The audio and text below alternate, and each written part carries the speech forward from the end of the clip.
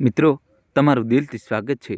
કહાની શરૂ કરું તેના પહેલાં વિડીયો લાઈક કરીને ચેનલ સબસ્ક્રાઈબ કરજો. મિત્રો, કોઈ એક ગામના છેવાડા પર એક બાગી તૂટી ઝૂંપડી ઊભી હતી. એવી ઝૂંપડી જેને જોઈને લાગતું હતું જાણે વખતે તેને વર્ષો પહેલાં છોડી દીધી હોય. દિવાલો પરથી માટી ખરી ચૂકી હતી, છત પર જગ્યાએ જગ્યાએથી તૂટી ગયું હતું અને વરસાદના દિવસોમાં પાણી અંદર ટપકતું હતું. એ જ ઝૂંપડીમાં એક બુઝુર્ગ ઓરત રહેતી હતી, જેની ઉંમર આશરે 70 વર્ષ રહી હશે. કમર વળેલી, આંખોમાં ઝાંખપ અને ચહેરા પર કરચલીઓ નહીં, પરંતુ વીતેલા વર્ષોનું દર્દ સાફ લખાયેલું હતું. ગામવાળા તેને કસ્તુરી દેવીના નામથી ઓળખતા હતા, પરંતુ હવે તેને બોલાવવા વાળું કદાચ કોઈ હતું, કારણ કે જેના માટે તેને આખી જિંદગી જીવી હતી, એ જ દીકરો 10 વર્ષ પહેલા એક રાતે અચાનક ઘર છોડીને જતો રહ્યો હતો અને પછી ક્યારેય પાછો ના આવ્યો. કસ્તુરી દેવીનું જીવન હવે બીજાઓની દયા પર ટકેલું હતું. કોઈ પડોશી 2 ટંકની રોટલી આપી દેતું, કોઈ જૂના કપડાં, ક્યારેક ક્યારેક ગામની સ્ત્રીઓ થોડું ઘણું અનાજ આપી જતી અને એનાથી જ તેનો ગુજારો ચાલતો હતો. સવારે તે ઝૂંપડીની બહાર બેસતી, હાથમાં જૂની માળા, હોઠ પર બડબડતી દુઆઓ અને આંખો વારંવાર એ કાચા રસ્તા તરફ જતી, જાણે આજે પણ તેને આશા હોય કે કદાચ આજે તેનો દીકરો પાછો આવી જાય. પરંતુ મિત્રો, તેને ક્યાં ખબર હતી કે તેનો દીકરો પાછો ચોક્કસ આવશે, પણ એ દિવસે તે દીકરો નહીં પરંતુ આખા જિલ્લાનો કલેક્ટર હશે. 10 વર્ષ પહેલાની વાત છે, જ્યારે કસ્તુરી દેવી એક મજૂરની પત્ની હતી. તેનો પતિ રામધન ગામે ગામ ફરીને ખેતરોમાં અને ઈંટના ભઠ્ઠા પર કામ કરતો હતો અને ખૂબ મુશ્કેલીથી ઘરનો ખર્ચ ચલાવતો હતો. પરંતુ જે પણ હતું, હસી ખુશીનું ચાલી રહ્યું હતું. પછી એક દિવસ અચાનક બીમારીએ રામધનને જકડી લીધો. ઈલાજના પૈસા નહોતા, હોસ્પિટલ દૂર હતી ને કેટલાક જ દિવસોમાં રામધન આ દુનિયા છોડી ગયો. એ જ દિવસે કસ્તુરી દેવી વિધવા થઈ ગઈ અને એ જ દિવસે તેને મનમાં અને મનમાં કસમ ખાધી કે ભલે ગમે તે થઈ જાય, તે પોતાના દીકરા મોહનને ખોટા રસ્તે નહીં જવા દે. એ સમયે મોહન ફક્ત 6 વર્ષનો હતો. માસૂમ, નાસમજ અને પિતાની ચિતાની આગ જાણે તેના ભવિષ્ય સુધી સળગી રહી હતી. કસ્તુરી દેવીએ બીજાના ઘરોમાં કામ કરવાનું શરૂ કર્યું. ખેતરોમાં મજૂરી કરી, ક્યારેક ઈંટના ભઠ્ઠા પર ગઈ, ક્યારેક વાસણ માંજ્યા, ક્યારેક કચરા પોતા કર્યા, પણ દીકરાને ભૂખ્યા ઊંઘવા ન દીધો. પોતાના ભાગની રોટલી અડધી કરીને તેમને ખવડાવતી રહી. સમય વીતતો ગયો અને મોહન મોટો થવા લાગ્યો, પરંતુ ગરીબીની સાથે સાથે તેની અંદર એક બીજી વસ્તુ પાંગરવા લાગી: ગુસ્સો. પોતાની હાલત પર ગુસ્સો, પોતાના ગામ પર ગુસ્સો અને પોતાની માની સખ્તાઈ પર ગુસ્સો.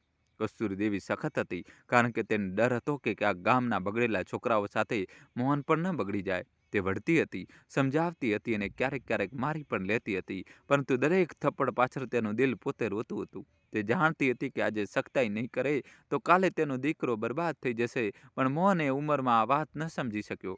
એક રાતે જ્યારે મોહન 16 વર્ષનો થયો તો તે પોતાના મિત્રો સાથે મોડી રાતે ઘરે પાછો ફર્યો. શરીરમાંથી દારૂની દુર્ગંધ આવી રહી હતી અને આંખો લાલ હતી. કસ્તુરી દેવીએ જોયું કે તેનું કાળજું ધ્રુજી ગયું અને ગુસ્સામાં તેણે પહેલીવાર દીકરા પર હાથ ઉપાડી લીધો અને કહી દીધું કે તું મારો દીકરો કહેવાને લાયક નથી રહ્યો. બસ મિત્રો, આ જે શબ્દો હતા જેને બધું બદલી નાખ્યું. મોહને રાતે કંઈ ન કહ્યું, ચૂપચાપ અંદર ગયો, માની ઊંઘ આવવાની રાહ જોઈ અને પછી એક નાની પોટલીમાં પોતાના કપડાં બાંધ્યા અને અંધારી રાતે પાછળ જોયા વગર ઘર છોડીને જતો રહ્યો. બીજી સવારે જ્યારે કસ્તુરી દેવીએ દીકરાને ન જોયો તો પહેલાં વિચાર્યું કે ક્યાંક ખેતરોમાં ગયો હશે, પરંતુ જ્યારે સાંજ થઈ ગઈ અને મોહન પાછો ન ફર્યો તો તેના પગ તળેથી જમીન ખસી ગઈ. તે ગામે ગામ ભટકી, સગા સંબંધીઓને ત્યાં ગઈ, થાણે સુધી ગઈ, પરંતુ મોહન ક્યાંય ન મળ્યો. ધીમે ધીમે વર્ષો વીતતા ગયા, આશાઓ તૂટતી ગઈ અને આખરે કસ્તુરી દેવીએ માની લીધું કે તેનો દીકરો કદાચ હવે આ દુનિયામાં નથી રહ્યો. આ બાજુ મોહન શહેર પહોંચી ચૂક્યો હતો, ભૂખ્યો, એકલો અને ડરેલો, પરંતુ કિસ્મતે તેના માટે એક બીજો જ રસ્તો ખોલી રાખ્યો હતો. પહેલા એક ડાબા પર કામ, પછી ભણતરની શરૂઆત. દિવસમાં કામ અને રાતે ભણતર, અને અંદર ને અંદર એક જીદ કે તે કંઈક બનીને બતાવશે. મિત્રો, કહાની છેલ્લા સુધી જોજો ને વિડીયો લાઈક કરી ચેનલ સબસ્ક્રાઈબ કરી દો. ત્યાંથી જે મોહનની વાર્તા શરૂ થાય છે, જે આવનારા વર્ષોમાં અફસર બનશે, ડીએમ બનશે અને આખા જિલ્લાનો સૌથી સખત અધિકારી કહેવાશે.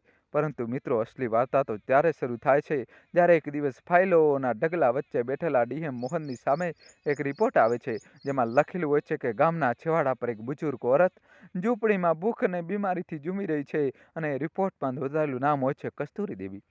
એ નામ વાંચતા જ મોહનના હાથ કાપવા લાગે છે, પેન ખરી પડે છે અને 10 વર્ષ પહેલાંની આ રાત તેની આંખ સામે ઘૂમવા લાગે છે કે મિત્રો, એ ફાઇલમાં લખેલું નામ જેવું જ મોહનની આંખો સામે આવ્યું. તેની અંદર કંઈક તૂટી ગયું. જે માને તે 10 વર્ષ પહેલાં ગુસ્સામાં છોડીને જતો રહ્યો હતો, એ જ માં આજે સરકારી કાગળોમાં અસહાય વૃદ્ધ મહિલા બની ચૂકી હતી. ડીએમ મોહનસિંહની ખુરશી પર બેઠેલો એ અફસર અચાનક પોતાની અંદરના એ 16 વર્ષના છોકરામાં બદલાઈ ગયો, જે એક રાતે ચૂપચાપ ઝૂંપડી છોડીને જતો રહ્યો હતો. રૂમમાં બેઠેલા તમામ અધિકારીઓ જોઈ રહ્યા હતા કે ડીએમ સાહેબ અચાનક ખામોશ થઈ ગયા છે. તેમની આંખો ફાઇલ પર ચોંટેલી છે, પરંતુ મન ક્યાંય ખૂબ દૂર જતું રહ્યું છે. મોહને ધીમેથી ફાઇલ બંધ કરી અને ભારે અવાજે પૂછ્યું કે આ મહિલા વિશે બીજી શું માહિતી છે? તો તાબેદાર અધિકારીએ જણાવ્યું કે સાહેબ, આ મહિલા ગામના છેવાડા પર એક ભાંગી તૂટી ઝૂંપડીમાં રહે છે. કેટલી વાર પંચાયત તરફથી મદદની ભલામણ થઈ, પરંતુ કાગળની ઔપચારિકતાઓમાં મામલો અટકી ગયો. ઉંમર વધારે છે, ચાલવામાં અસમર્થ છે અને કેટલી વાર ભૂખ્યા પણ ઊંઘી જાય છે. આટલું સાંભળતા જ મોહનની આંગળીઓની મુઠ્ઠીમાં બદલાઈ ગઈ અને દિલમાં એક જ સવાલ ગુંજવા લાગ્યો કે શું સચમુચ મારી માં આજે પણ એ જ ઝૂંપડીમાં છે જ્યાં હું જન્મ્યો હતો? મિત્રો, એ દિવસે મોહને કોઈને કંઈ ન કહ્યું. ઓફિસનું કામ પતાવ્યું, સાંજે સરકારી બંગલે આવ્યો, પરંતુ પહેલીવાર એ આલીશાન ઘરની દિવાલો તેને કાપવા દોડી રહી હતી. એસીની ઠંડી હવામાં પણ તેના માથા પરથી પરસેવો ટપકી રહ્યો હતો. રાતે જમવાનું સામે રાખ્યું હતું, પરંતુ કોળિયો ગળાથી નીચે નહોતો ઉતરતો. વારંવાર માનો ચહેરો આંખો સામે આવી રહ્યો હતો, એ જ વળેલી કમર, એ જ સખત ચહેરો જેની પાછળ બેહિસાબ મમતા છુપાયેલી હતી, એ જ હાથ જેને ક્યારેક તેને મારી માં પણ લીધો હતો, અને એ જ હાથ તેને ભૂખ્યો ઊંઘવા નહોતો દીધો. રાતના આશરે 2 વાગે મોહન ઊંઘમાંથી ચોંકીને ઉઠી બેઠો. સપનામાં તેને જોયું કે તેની માં ઝૂંપડીની બહાર બેસીને તેને સાદ પાડી રહી છે, અને તે લાખ કોશિશ છતાં તેની પાસે નથી પહોંચી શકતો. ગભરાટમાં તેણે પાણી પીધું અને એ જ ક્ષણે એક નિર્ણય કરી લીધો કે તે માં પાસે જશે, પરંતુ ડીએમ બનીને નહીં, પણ દીકરો બનીને. બીજા દિવસે ઓફિસ પહોંચતા જ તેને પોતાના પીએને બોલાવ્યો અને કહ્યું કે આજે સાંજે મારે કોઈ પણ મીટિંગમાં નથી બેસવું અને મારે ગામનો પ્રવાસ અંગત કારણોસર કરવો છે. પીએ કંઈ સમજી ન શક્યો, પરંતુ ડીએમ સાહેબના ચહેરાની સખ્તાઈ જોઈને તેણે કોઈ સવાલ ન કર્યો. મિત્રો, એ દિવસે સાંજ ઢળતા જ એક સરકારી ગાડી ગામ તરફ નીકળી પડી, પરંતુ તેમાં ન તો કોઈ હૂટર હતું કે ન તો કોઈ લાલ બત્તી. ડ્રાઈવરને સ્પષ્ટ સૂચના હતી કે કોઈને પણ જણાવવાનું નથી કે ગાડીમાં ડીએમ બેઠા છે. રસ્તા પર મોહન બારીમાંથી બહાર જોતો રહ્યો. એ જ ખેતરો, એ જ માટીની સુગંધ, એ જ કાચા રસ્તા અને દરેક વળાંક પર વીતેલા વર્ષો તેની આંખો સામે ઘૂમતા રહ્યા. જેમ જેમ ગાડી ગામની નજીક પહોંચી રહી હતી, તેમ તેમ તેનું દિલ ઝડપથી ધડકવા લાગ્યું હતું. 10 વર્ષમાં તેને કેટલાય મોટા નિર્ણયો લીધા હતા, કેટલાય ગુનેગારોને સજા અપાવી હતી, પરંતુ આજે તેને સૌથી વધારે ડર પોતાની માની સામે ઊભા રહેવાથી લાગી રહ્યો હતો. ગામની બહાર ગાડી રોકાવામાં આવી. મોહને સાદા કપડાં પહેરેલા હતા, ચહેરા પર દાઢી હતી અને માથા પર ટોપી, જેથી કોઈ ઓળખી ન શકે. તે પગપાળા જ ગામની ગલીઓમાં ચાલવા લાગ્યો. કેટલાક લોકો તેને જોઈ રહ્યા હતા, પરંતુ ઓળખી નહોતા શકતા. એ જ ગલીઓ હતી જ્યાં તે ક્યારેક ખુલ્લા પગે દોડતો હતો, એ જ કૂવો, એ જ પીપળાનું ઝાડ, અને પછી એ ઝૂંપડી જેને જોઈને મોહનના કદમ આપોઆપ અટકી ગયા. ઝૂંપડી પહેલા કરતાં પણ વધારે જર્જર થઈ ચૂકી હતી. દિવાલો નમી ગઈ હતી, દરવાજો અડધો તૂટેલો હતો અને બહાર એક જૂની ખાટલી પડી હતી. મોહનની આંખો ભરાઈ આવી, તેનું ગળું સુકાઈ ગયું અને તે કઈ ક્ષણ ત્યાં જ ઊભો રહ્યો. ત્યાં ઝૂંપડીની અંદરથી કમજોર અવાજ આવ્યો, કોણ છે? અને એ જ અવાજે મોહનના પગમાંથી જાણે બધી જ તાકાત છીનવી લીધી. તે આગળ વધ્યો, ધીમેથી ઝૂંપડીની અંદર ઝૂક્યો અને જોયું કે તેની માં કસ્તુરી દેવી એક ખૂણામાં બેસીને જેમ તેમ ચૂલા પર કંઈક ઉકાળવાની કોશિશ કરી રહી છે. શરીર પહેલા કરતાં વધારે દૂધળું થઈ ચૂક્યું હતું, વાળ પૂરેપૂરા સફેદ અને આંખોમાં એ જ જૂનો થાક. એક ક્ષણે મોહન ડીએમ ન રહ્યો, અફસર ન રહ્યો, તે માત્ર એક દીકરો હતો જે 10 વર્ષ પછી પોતાની માને જીવતી જોઈ રહ્યો હતો. કસ્તુરી દેવીએ તેને જોયો અને પૂછ્યું કે બેટા, શું જોઈએ છે? મોહને કાંપતા અવાજે કહ્યું કે માં, પાણી મળશે? માં શબ્દ સાંભળતા જ કસ્તુરી દેવી થોડી ચોંકી, પરંતુ ઉંમર અને કમજોરીએ તેની યાદશક્તિને દગો આપી દીધો હતો. તેને કાંપતા હાથોથી એક લોટો પાણી લંબાવ્યું. મોહને પાણી ન પીધું, બસ એ જ લોટાને પકડી પકડીને તેની આંખોમાંથી આંસુ પડવા લાગ્યા. તે ત્યાં જમીન પર બેસી ગયો અને ફૂટી ફૂટીને રોતા બોલ્યો કે માં, હું આવી ગયો છું. પરંતુ કસ્તુરી દેવી હજુ પણ ન સમજી શકી કે સામે બેઠેલો માણસ એ જ દીકરો છે જે 10 વર્ષ પહેલા તેને છોડીને જતો રહ્યો હતો. મિત્રો, મોહન જમીન પર બેસીને રોતો રહ્યો અને કસ્તુરી દેવી તેને હેરાનીથી જોતી રહી. તેને સમજ નહોતી પડી રહ્યું કે આ અજાણ્યો માણસ અચાનક કેમ ફૂટી ફૂટીને રોઈ રહ્યો છે. તેને કાંપતા અવાજે પૂછ્યું કે બેટા, તું સાજો નરવો તો છે ને? ક્યાંક બીમાર તો નથી ને? અને પછી તે જેમ તેમ ઉઠી અને પાસે પડેલી જૂની ધોતીની તેની આંસુ લૂછવા લાગી. એ જ હાથ જેમાં ક્યારેક તાકાત હતી આજે કાપી રહ્યા હતા, પરંતુ એ સ્પર્શમાં એ જ જૂની મમતા હતી. મોહને એ હાથને પોતાના માથા પર મૂકી દીધો અને તેની સિસકારીઓ બધું તેજ થઈ ગઈ. 10 વર્ષનું તમામ દર્દ, તમામ ભૂલ, તમામ ચૂપકીદી એકસાથે બહાર આવવા લાગી. દોસ્તો કહાની છેલ્લા સુધી જોજો ને વિડીયો લાઈક કરી ચેનલ સબસ્ક્રાઈબ કરી દો. તે કહેવા માંગતો હતો કે માં હું તમારો મોહન છું, પરંતુ શબ્દો ગળામાં અટકી રહ્યા હતા. તેને ડર હતો કે જો સત્ય કહી દીધું તો ક્યાંક માં તેને અપનાવવાનો ઇનકાર ન કરી દે, કારણ કે તેને માને છોડીને ખૂબ મોટો ગુનો કર્યો હતો. કસ્તુરી દેવીએ તેને ખાટલી પર બેસાડ્યો. પોતે નીચે ચટાઈ પર બેસી ગઈ અને પૂછ્યું કે ક્યાંથી આવ્યો છે બેટા, અને અહીં કેમ આવ્યો છે? મોહને પોતાને સંભાળતા કહ્યું કે માં, હું શહેરથી આવ્યો છું, કામ કરું છું, અને કોઈ કામથી આ ગામમાં આવ્યો હતો. કસ્તુરી દેવીએ ઊંડો શ્વાસ લીધો અને બોલી કે કામ તો બધા કરે છે બેટા, પરંતુ કિસ્મત બધાની એક સરખી નથી હોતી. મારા દીકરાએ પણ કામ કરવા માટે જ ઘર છોડ્યું હતું. આટલું કહીને તેની આંખો ભરાઈ આવી. તેણે આકાશ તરફ જોયું અને કહ્યું કે ભગવાન જાણે તે જીવતો પણ છે કે નહીં. જો જીવતો હોત તો કદાચ એકવાર તો પાછો આવત. મિત્રો, આ સાંભળીને મોહનના છાતીમાં જાણે કોઈએ છરી ફેરવી દીધી. તે ત્યાં જ નમી ગયો અને માના પગ પકડી લીધા, પણ હજુ પણ તેને પોતાનું નામ ન બતાવ્યું. બસ આટલું જ બોલ્યો કે માં, જો તે પાછો આવી જાય તો શું તમે તેને માફ કરી દેશો? કસ્તુરી દેવીએ એક ક્ષણ પણ વિચાર્યા વગર કહ્યું કે માનું દિલ ક્યારેય દીકરા માટે બંધ નથી હોતું, ભલે તે ગમે તેટલો મોટો ગુનો કરી લે. જો મારો દીકરો પાછો આવી જાય તો હું તેની બધી ભૂલો ભૂલી જઈશ. બસ એકવાર તેને જોઈ લઉં. આ સાંભળતા જ મોહનની આંખોમાંથી આંસુ થમવાનું નામ નહોતા લઈ રહ્યા. તેને અહેસાસ થયો કે તેણે જ માને છોડી દીધી હતી. તે આજે પણ એ જ રીતે તેની રાહ જોઈ રહ્યો હતો. મિત્રો, એ જ સમયે ઝૂંપડીની બહાર કેટલાક ગામવાળા ભેગા થઈ ગયા હતા. મિત્રો, કહાની છેલ્લા સુધી જોજો ને ચેનલ સબસ્ક્રાઈબ કરી દો. કોઈકે શહેરની ગાડી જોઈ લીધી હતી, કોઈકે અજાણ્યા માણસોની ઝૂંપડીમાં જતા જોઈ લીધો હતો. ધીમે ધીમે ભીડ જમા થવા લાગી. કસ્તુરી દેવીએ બહાર ઝૂક્યું અને બોલી કે કદાચ કોઈ કામથી આવ્યું હશે. તે અહીં જ બેઠા, હું જોઉં છું. પરંતુ મોહન હવે વધુ વાર નહોતો કરવા માંગતો.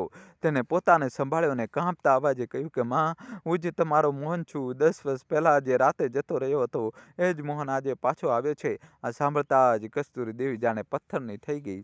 તેની આંખો પોળી થઈ ગઈ. હાથમાંથી લોટો ખરી પડ્યો અને તે મોહનના ચહેરાને ધ્યાનથી જોવા લાગી, જાણે યાદોમાં ખોવાઈને કોઈ જૂના ચહેરાને શોધી રહી હોય. કેટલીક ક્ષણો પછી તે અચાનક ચીસ પાડી ઉઠી અને મોહનને છાતીએ લગાડી લીધો. ફૂટી ફૂટીને રોતા બોલી કે તું જીવતો છે બેટા? તું સચમુચ જીવતો છે? મેં તો તને મરી ગયેલો માની લીધો હતો.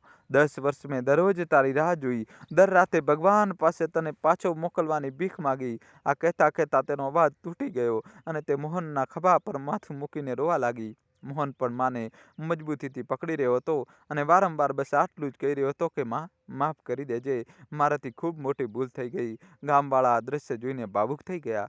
કોઈની આંખો નમ હતી તો કોઈ ચૂપચાપ માથું નમાવીને ઊભું હતું. બધા સમજી ચૂક્યા હતા કે આ એ જ દીકરો છે જેનું નામ વર્ષોથી આ ઝૂંપડી સાથે જોડાયેલું હતું. થોડીવાર પછી જ્યારે કસ્તુરી દેવી શાંત થઈ તો તેને મોહનને ઉપરથી નીચે સુધી જોયો અને બોલી કે બેટા, તું તો ખૂબ બદલાઈ ગયો છે. તારા કપડાં, તારી બોલી બધું અલગ છે. તું શું કામ કરે છે? ત્યારે મોહને પહેલીવાર પોતાની ઓળખ આપી કે માં, હું જિલ્લાનો ડીએમ છું. લોકોનું કામ જોઉં છું અને ન્યાય અપાવવાની કોશિશ કરું છું. આ સાંભળતા જ ગામમાં ગણગણાટ શરૂ થઈ ગયો. કોઈને વિશ્વાસ નહોતો થતો કે આ ઝૂંપડીનો દીકરો આટલો મોટો અફસર બની ગયો છે.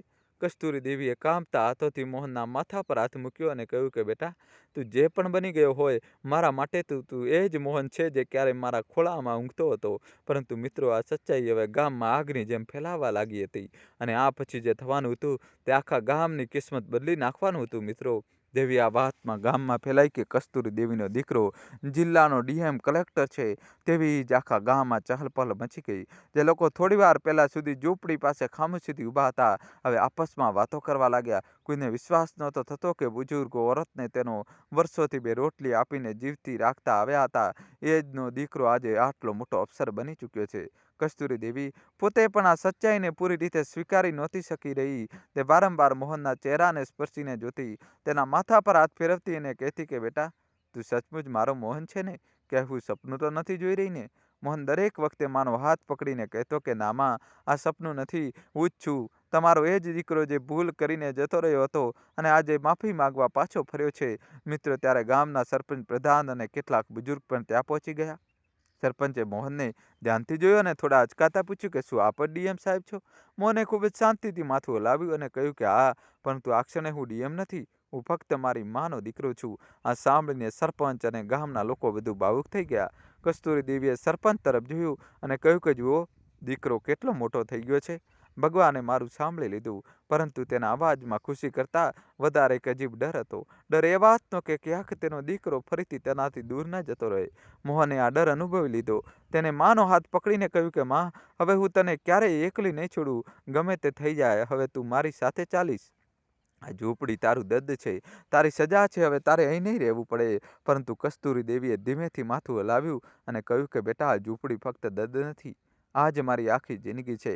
અહીં જ તારા પિતાએ છેલ્લા શ્વાસ લીધા હતા. અહીં જ તું જન્મ્યો હતો. હું આને છોડીને કેવી રીતે જાઉં? મિત્રો, મોહન કઈ ક્ષણ ચૂપ રહ્યો. તેને ઝૂંપડીની તૂટેલી દિવાલો જોઈ, માના કાંપતા હાથ જોયા અને પછી એક નિર્ણય કરી લીધો. તેણે ગામવાળાઓને કહ્યું કે આ ઝૂંપડી નહીં તૂટે, આ બદલાશે, પરંતુ આ જ જગ્યાએ રહેશે.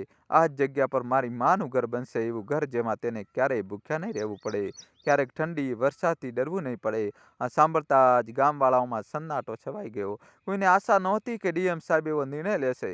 મોહને એ જ વખતે ફોન કાઢીને બીડીઓ અને એન્જિનિયરને કોલ કર્યો અને કહ્યું કે કાલે સવારે આ ગામમાં આવાસ યોજના અને વૃદ્ધ પેન્શનના તમામ વિલંબિત કેસો મારી સામે રજૂ કરવામાં આવે.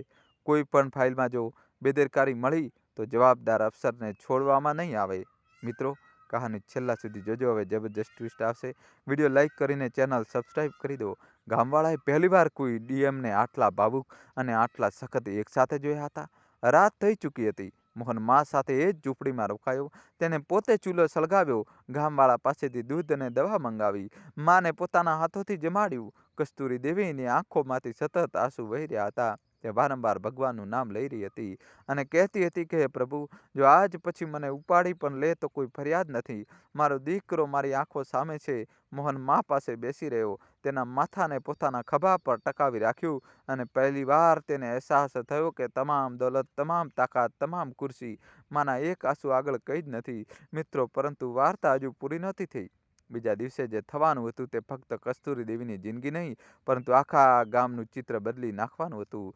કારણ કે આજે પહેલીવાર ડીએમ મોહનસિંહ પોતાના અધિકારનો ઉપયોગ કોઈ તપાસ માટે નહીં, પરંતુ પોતાના ભૂતકાળનો હિસાબ ચૂકવવા માટે કરવાનો હતો. મિત્રો, આગલી સવારે જ્યારે ગામમાં સૂર્ય ઉગ્યો તો તે ફક્ત એક નવો દિવસ નહોતો, પરંતુ આખા ગામ માટે એક નવી કિસ્મતની શરૂઆત હતી. રાતભર કસ્તુરી દેવી સરખી રીતે ઊંઘી નહોતી શકી. ક્યારેક પોતાના દીકરાના ચહેરાને જોતી, ક્યારેક તેના હાથને સ્પર્શીને એ વિશ્વાસ કરતી કે તે સપનું નથી જોઈ રહી. મોહન પણ આખી રાત જાગતો રહ્યો. ક્યારેક ઝૂંપડીની દિવાલોને જોતો, ક્યારેક માના શ્વાસ સાંભળતો અને દર ક્ષણે પોતાની અંદર એ અનુભવી રહ્યો છે કે ખુરશી સુધી પહોંચવા માટે તેને જિંદગીના સૌથી કિંમતી સંબંધને છોડી દીધો હતો. એ ખુરશી હવે એ જ સંબંધ સામે તેને ખૂબ નાની લાગી રહી છે. સવાર થતાં જ ગામમાં સમાચાર ફેલાઈ ચૂક્યા હતા કે આજે ડીએમ સાહેબ પોતે ગામમાં રહીને બધા કામ જોશે. લોકો પોતાના દુઃખ, ફરિયાદો અને આશાઓ લઈને ભેગા થવા લાગ્યા. કોઈ વૃદ્ધાવસ્થા પેન્શન માટે હેરાન હતું, કોઈ રાશન કાર્ડ માટે, કોઈ જમીન પર દબંગોએ કબજો કરી લીધો હતો, તો કોઈ વર્ષોથી સરકારી આવાસની ફાઇલ અટકવાનું દર્દ સહન કરી રહ્યું હતું. અને આ બધા વચ્ચે કસ્તુરી દેવી પોતાની ઝૂંપડીની બહાર ખાટલી પર બેસીને બસ પોતાના દીકરાને જોઈ રહી હતી. તેને હવે કોઈની પાસેથી કંઈ નહોતું જોઈતું. તેના માટે સૌથી મોટી દોલત એ જ હતો જે 10 વર્ષ પછી તેની સામે બેઠો હતો. મોહને સવારે સવારે પોતાના દાવેદાર અધિકારીઓને ગામમાં બોલાવ્યા. કોઈનું બહાનું ન ચાલ્યું. બીડીઓ હોય, તહસીલદાર હોય, વીજળી વિભાગ હોય કે પંચાયત સચિવ, બધાને સ્પષ્ટ સૂચના હતી કે આજે કોઈ ઔપચારિકતા નહીં થાય. આજે કામ જમીન પર થશે. મોહને ગામની વચ્ચે ચોપાલ લગાવી અને ત્યાં જ બેસીને એક એક ગ્રામજનોની વાત સાંભળી. પરંતુ મિત્રો, આ કોઈ સામાન્ય વહીવટી સુનાવણી નહોતી, કારણ કે દરેક ફરિયાદ પાછળ મોહનને પોતાની માનો ચહેરો દેખાઈ રહ્યો હતો. તેને લાગતું હતું કે જો આજે પણ સિસ્ટમની બેદરકારી ચાલી તો તે ફરીથી પોતાની માને દગો આપી દેશે. સૌથી પહેલાં વૃદ્ધ મહિલાઓને બોલાવવામાં આવી. કેટલી એવી મહિલાઓ હતી જેની હાલત કસ્તુરી દેવી જેવી હતી. મોહને તુરંત પેન્શનના કાગળો પૂરા કરાવ્યા. જેના નામ રાશન કાર્ડમાં નહોતા તેના નામ જોડાવ્યા. જેના ઘર જર્જર હાલતમાં હતા તેમના માટે આવાસ યોજનાની મંજૂરી ત્યાં સ્થળ પર જ આપવામાં આવી. એન્જિનિયરને સૂચના મળી કે એક અઠવાડિયાની અંદર કામ શરૂ થવું જોઈએ અને દરરોજ રિપોર્ટ સીધો ડીએમ ઓફિસમાં આવશે. કોઈ દલાલ વચ્ચે નહીં હોય, કોઈ લાંચ નહીં ચાલે. જો કોઈએ એક રૂપિયો પણ માગ્યો તો સીધી FIR થશે. ગામવાળા આ બધું જોઈને હેરાન હતા. તેમને પહેલાં પણ અફસરો જોયા હતા, પરંતુ એવો અફસર પહેલીવાર જોઈ રહ્યા હતા જે ફાઇલ નહીં, પરંતુ માણસોની આંખોમાં જોઈને નિર્ણય કરી રહ્યો હતો. મિત્રો, આ દરમિયાન એક બુઝુર્ગ માણસ આગળ આવ્યો. કાંપતા અવાજે બોલ્યો કે સાહેબ, મારી જમીન પર ગામના દબંગોએ કબજો કરી લીધો છે. હું થાણે ગયો, તહસીલ ગયો, પરંતુ કોઈ સાંભળવા વાળું ન મળ્યું. મોહને એ જ વખતે લેખપાલ અને તહસીલદારને બોલાવ્યા, સ્થળ પર જ જમીનની માપણી કરાવી અને દબંગોને ચેતવણી આપી કે જો સાંજ સુધીમાં કબજો ન હટાવાયો તો પોલીસ કાર્યવાહી થશે. મિત્રો, હજી કહાની બાકી છે, છેલ્લા સુધી જોજો. હજી સુધી મિત્રો તમે તમારા ભાઈ માટે વિડીયો લાઇક ન કર્યો હોય તો વિડીયોને લાઇક કરી દો, અને હજી સુધી ચેનલને સબસ્ક્રાઈબ ન કરી હોય તો મિત્રો ચેનલને સબસ્ક્રાઈબ કરી દો. હવે એવો જબરજસ્ત ટ્વિસ્ટ આવશે કે તમે જોતા જ રહી જશો મિત્રો. એવો કહાનીમાં એવો જબરજસ્ત ટ્વિસ્ટ કે અંત સુધી તમે જોડાયેલા રહેજો મિત્રો. એવી કહાની બાકી છે. આ બધું જોઈને ગામના એ જ લોકો જે વર્ષોથી માથું નમાવીને જીવી રહ્યા હતા, આજે પહેલી વાર છાતી તાણીને ઊભા હતા. તેમને લાગી રહ્યું હતું કે કદાચ સિસ્ટમમાં પણ ઇન્સાનિયત બાકી છે. બપોર સુધી કામ ચાલતું રહ્યું. તડકો સખત થઈ ગયો હતો, પરંતુ મોહન પોતાની ખુરશી પરથી ન ઉઠ્યો. માં વારંવાર તેને પાણી પીવડાવવા આવતી, તેના માથા પર હાથ ફેરવતી અને કહેતી કે બેટા થાકી જઈશ. પરંતુ મોહન હસીને કહેતો કે માં, આજે જો થાકી ગયો તો સમજીશ કે જિંદગીમાં પહેલી વાર સાચું કામ કરી રહ્યો છું. બપોર પછી એન્જિનિયરે આવીને જણાવ્યું કે ઝૂંપડીની જગ્યાએ એ જ જમીન પર પાકું મકાન બનાવી શકાય છે. મોહને સ્પષ્ટ કહ્યું કે મકાન ફક્ત ઈંટ અને સિમેન્ટનું ના હોવું જોઈએ, તેમાં ઇજ્જત અને સુકૂન પણ હોવા જોઈએ. 2 રૂમ, 1 રસોડું, શૌચાલય, વીજળી અને પાણીની પૂરી વ્યવસ્થા હશે. અને આ મકાન ફક્ત કસ્તુરી દેવીનું નહીં, પરંતુ આ ગામની દરેક માનું પ્રતીક હશે, જેને ગરીબીમાં બાળકોને ઉછેર્યા અને બદલામાં એકલતા પામી. આ સાંભળીને કસ્તુરી દેવીની આંખો ભરાઈ આવી. તેને કાંપતા હાથોથી દીકરાના માથા પર હાથ મૂક્યો અને બસ આટલું જ કહ્યું કે બેટા, તું ખૂબ મોટો માણસ નહીં, ખૂબ સારો માણસ બની ગયો છે. મિત્રો, સાંજ સુધીમાં તો આખા ગામનો નકશો જાણે બદલાઈ ચૂક્યો હતો. લોકોના ચહેરા પર આશા હતી, આંખોમાં ભરોસો હતો અને દિલમાં દુઆઓ હતી. મોહન જાણતો હતો કે અસલી લડાઈ એક દિવસની નથી હોતી, પરંતુ આજે તેને એક બીજ વાવ્યું છે. તે આવનારા વર્ષો સુધી ફળ આપશે. શાંત થતાં થતાં જ્યારે અધિકારીઓ પાછા જવા લાગ્યા તો મોહને સ્પષ્ટ કહ્યું કે આજથી આ ગામ મારી જવાબદારી છે. જો કોઈ પણ ગરીબ સાથે અન્યાય થયો તો તે ફક્ત સિસ્ટમની નહીં, પરંતુ મારી અંગત હાર હશે. રાત મોહન અને કસ્તુરી દેવી નવા બનેલા અસ્થાયી ટેન્ટમાં બેઠા. ગામવાળાએ જમવાનું મોકલ્યું. કસ્તુરી દેવીએ દીકરાને પોતાના હાથોથી રોટલી ખવડાવી, એ જ રોટલી જેની સુગંધ મોહને 10 વર્ષથી નહોતી સૂંઘી. ખાતા ખાતા મોહનની આંખોમાંથી આંસુ પડતા રહ્યા અને તે દરેક કોળિયા સાથે પોતાના ગુનાઓને જાણે માફ કરતો રહ્યો. કસ્તુરી દેવી વારંવાર કહેતી રહી કે બેટા, હવે બધું ભૂલી જા. જે થવાનું હતું તે થઈ ગયું. ભગવાને તને આટલો મોટો બનાવ્યો છે તો જરૂર કોઈ મકસદ હશે. મિત્રો, એ જ રાતે મોહને માની સામે એક બીજો નિર્ણય મૂક્યો. તેને કહ્યું કે માં, હું ચાહું છું કે તું મારી સાથે શહેર ચાલ. સરકારી બંગલામાં રહે, ડૉક્ટર, દવા, દરેક સુવિધા મળે. પરંતુ કસ્તુરી દેવીએ આ વારે પણ એ જ જવાબ આપ્યો કે દરેક સાચી માં આપે છે. તેને કહ્યું કે બેટા, મારો દીકરો જ્યાં છે ત્યાં જ હું છું, પરંતુ મારા મૂળિયા આ જ માટીમાં છે. જો તું સચમુચ મારું ધ્યાન રાખવા માંગતો હોય તો આ માટીનું ધ્યાન રાખ, આ લોકોનું ધ્યાન રાખ. હું અહીં જ ખુશ છું. મોહને માની વાત માની લીધી, કારણ કે આજે પહેલીવાર તેને શીખ્યું હતું કે માને જીતવાની નથી હોતી, સમજવાની હોય છે. આવનારા કેટલાક મહિનાઓમાં ગામમાં પાકું ઘર બનીને તૈયાર થયું. કસ્તુરી દેવી એ જ ઘરમાં શિફ્ટ થઈ. ગામની બાકી વૃદ્ધ મહિલાઓને પણ યોજનાઓનો લાભ મળ્યો. સ્કૂલોમાં બાળકોની સંખ્યા વધી, હોસ્પિટલમાં દવાઓ આવવા લાગી અને ગામમાં પહેલીવાર લોકોએ અનુભવ્યું કે અફસરશાહીનો મતલબ ફક્ત દંડ નહીં, સારો પણ હોઈ શકે છે. મોહન નિયમિતપણે ગામ આવતો રહ્યો, ક્યારેક ડીએમ બનીને, ક્યારેક દીકરો બનીને, પરંતુ દર વખતે માના પગ સ્પર્શીને જ ગામમાં કદમ મૂકતો. મિત્રો, એક દિવસ અચાનક મોહનને બદલી ટ્રાન્સફરનો આદેશ મળ્યો. મોટા જિલ્લામાં નવી જવાબદારી. આખા ગામમાં માયુસી છવાઈ ગઈ. કસ્તુરી દેવીએ દીકરાને બોલાવ્યો, તેના માથા પર હાથ મૂક્યો અને કહ્યું, બેટા, અફસરનું કામ ચાલવાનું છે, પરંતુ માણસનું કામ છૂટવું ન જોઈએ. તું જ્યાં પણ જાય ન ભૂલતો કે તારી તાકાત તારી ખુરશી નથી, પરંતુ એ માં છે જેને તને માફ કરી દીધો. મોહની આંખો ભરાઈ આવી. તેને માના ચરણ સ્પર્શ કર્યા અને વાયદો કર્યો કે તે આ ગામને ક્યારેય નહીં ભૂલે. મિત્રો, આજે પણ જ્યારે કોઈ એ ગામમાંથી પસાર થાય છે તો એક પાકું ઘર દેખાય છે, જેના દરવાજા પર એક બુજુર્ગ માં બેઠેલી હોય છે. આંખો કમજોર છે, પરંતુ ચહેરો શાંત છે. અને જ્યારે કોઈ પૂછે છે કે આપ આટલા ખુશ કેવી રીતે છો, તો તે બસ આટલું જ કહે છે કે મારો દીકરો અફસર છે, પરંતુ તેનાથી પણ મોટો માણસ છે. અને કદાચ મિત્રો, આજ આ વાર્તાનું સૌથી મોટું સત્ય છે કે અસલી ડીએમ એ નથી જે જિલ્લાને ચલાવે છે.